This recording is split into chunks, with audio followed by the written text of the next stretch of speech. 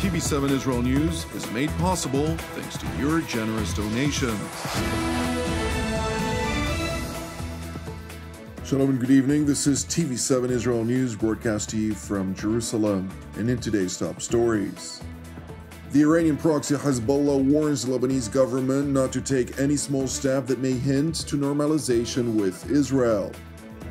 Defense Minister Benny Gantz meets with his Turkish counterpart Hulusi Akar and President Recep Tayyip Erdogan in Ankara.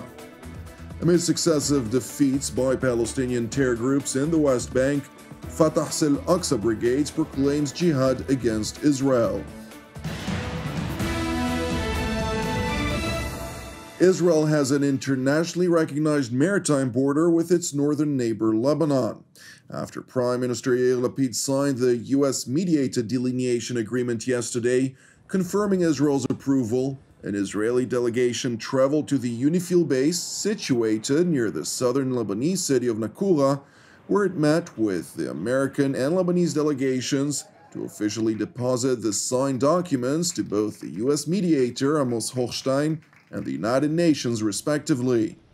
יצאנו עכשיו מבסיס יוניפיל בנקורה, ששם הפקדנו את מכתבו של ראש הממשלה לשליח המיוחד עמוס הוכשטיין, שבו הוא אישר את הסכמת ישראל להסכם הגבול הימי בין ישראל לבין לבנון, ואחר כך הפקדנו בידי האום את הקורדינטות שמכילות בעצם את הקו הימי הזה.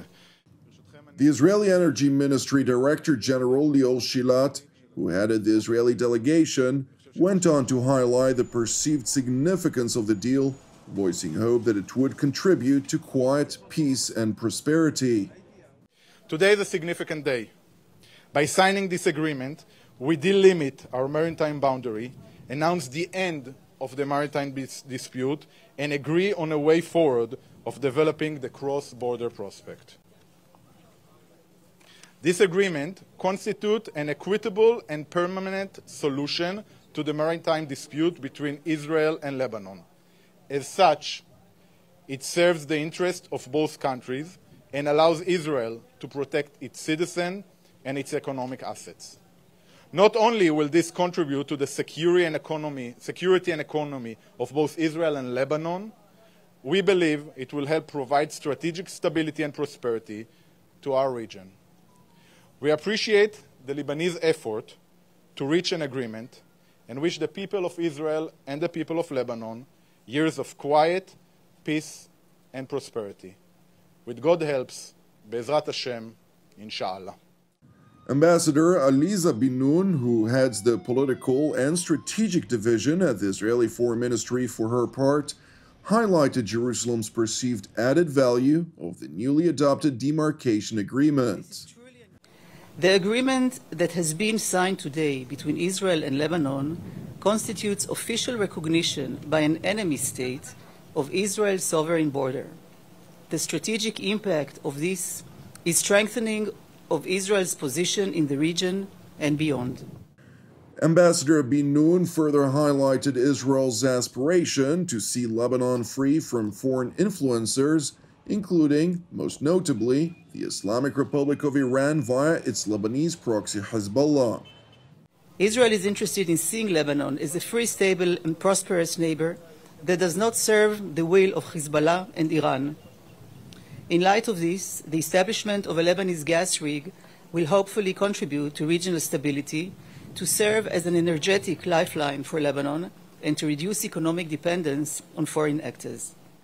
Following the meeting in southern Lebanon, U.S. Special Envoy for Energy Security Amos Hochstein traveled to Jerusalem, where he met with Israeli Prime Minister Yair Lapid, during which he claimed that the new agreement would further help Israel integrate into the region. This is clearly a historic day for two countries that have never ended their state of war, to be able to reach an agreement that enhances Israel's security and stability, and that will ensure economic prosperity on both sides of the border, both for Israel and continued extraction and development, economic development, as well as in Lebanon, where the people of Lebanon really deserve to finally join what Israel's already done and the rest of the Eastern Mediterranean. And this day of signaling day one of more cooperation, more of Israel's integration into the region, which has been a top priority for President Biden. While Jerusalem and Washington are equally vocal over the deal's contribution to Israel's integration into the region, Lebanese President Michel Aoun announced from Beirut last night that his country had signed the maritime border agreement with Israel in order to avert war. Moreover, the Lebanese head of state asserted that the document did not recognize Israel in any form and was not a peace agreement. These remarks were made in an apparent response to Hezbollah's Secretary General Hassan Nasrallah, who warned the Lebanese leadership over normalizing relations with Israel. كانت الدولة وهون المسؤولين بالحقيقة بالدولة اللبنانية كانوا كتير دقيقين بأن لا يقدموا على أي عمل أو تفصيل جزئي ولو بالشكل يمكن أن يعطي شبهة تطبيع أو تخرج منه رائحة تطبيع. Nasrallah went on to proclaim that Hezbollah was alleviating its preparedness for war, claiming that its threatening posture towards Israel achieved its purpose and that the signed demarcation agreement constituted a very important achievement for Lebanon, its peoples, and the Iranian-proxy Hezbollah itself. فيما يتعلق بالمقاومة وفي الجانب الذي تولت القيام به في هذه المسألة كلها وفي هذه العملية تكون المهمة قد انتهت. بناء عليه كل التدابير والإجراءات والاستنفارات الاستثنائية والخاصة التي قامت بها المقاومة منذ عدة أشهر أعلن الآن أنها قد انتهت. النقطة الثانية، نحن في حزب الله نعتبر أن ما حصل من البداية إلى النهاية إلى النتائج هو انتصار كبير وكبير جدا للبنان، للدولة، للشعب وللمقاومة. ولما حصل دلالات مهمة جدا ونتائج مهمة جدا. It is worth noting that while the legal process of adopting the delineation agreement were taking place in both Jerusalem and Beirut respectively over the course of the past week, Iranian attempts to smuggle precision-guided munitions through Syria into Lebanon were repeatedly intercepted in aerial strikes by unidentified aircraft, which Damascus attributed to the Israeli Air Force.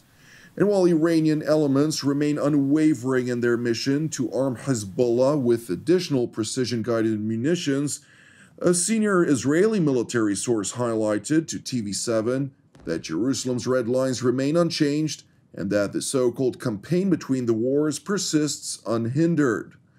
In other yet related news, Israeli Defense Minister Benny Gantz concluded a one-day visit to Turkey yesterday, during which he met with both his Turkish counterpart Hulusi Akar and President Recep Tayyip Erdogan. During a joint press conference with Minister Akar, Gantz highlighted that despite the rocky ties, Jerusalem and Ankara have much to cooperate on. It is no secret that our ties have faced challenges. Yet today, I'm glad to say that Turkey is one of our top 5 trading partners. Over the years, our economic ties have grown.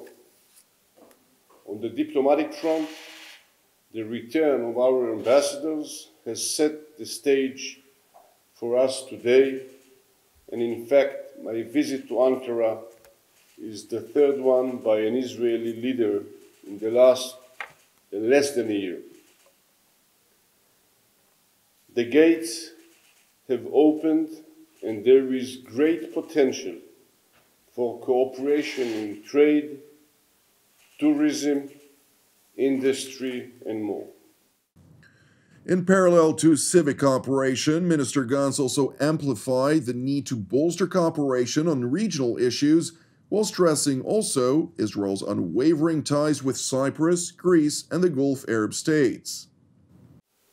I believe a lot more can be done together in order to reduce the influence of those who destabilize our regions by supporting or conducting terrorism against innocent civilians. This also applies to the Palestinian arena, and I am confident that deeper defense ties between our countries may have a positive impact on the development of this arena as well. Turning to the West Bank districts of Judea and Samaria, where IDF, ISA or Shin Bet and Border Police Special Operations units conducted counterterrorism activities overnight, which led to the arrest of 3 suspected terror operatives. Separately this morning, Palestinian militants opened fire from 2 moving vehicles toward an IDF military post adjacent to the city of Nablus.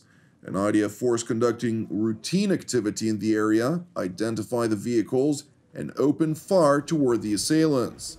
And while no injuries were reported among the Israeli troops, it was subsequently confirmed that 2 Palestinian terror operatives were killed in the exchange of fire. Meanwhile, during a funeral procession for the 2 killed militants, a spokesman for Fatah's Al-Aqsa Brigades in Nablus proclaimed that the failed attack aimed to retaliate for the targeted killing of the leader of the Lion's Den terror organization. وهي العملية رد على اغتيال وديع الحواح قائد عرين الأسود في البلدة القديمة وأنه لا جهاد لا نصر أو استشهاد. Thank you for watching TV7 Israel News. I would like to encourage you to keep praying unceasingly for our persecuted brothers and sisters worldwide and for the peace of Jerusalem and salvation of Israel. I'm Jonathan Hassan wishing you a Shabbat Shalom Mevorach, and God willing, we'll see you again on Monday at the same time.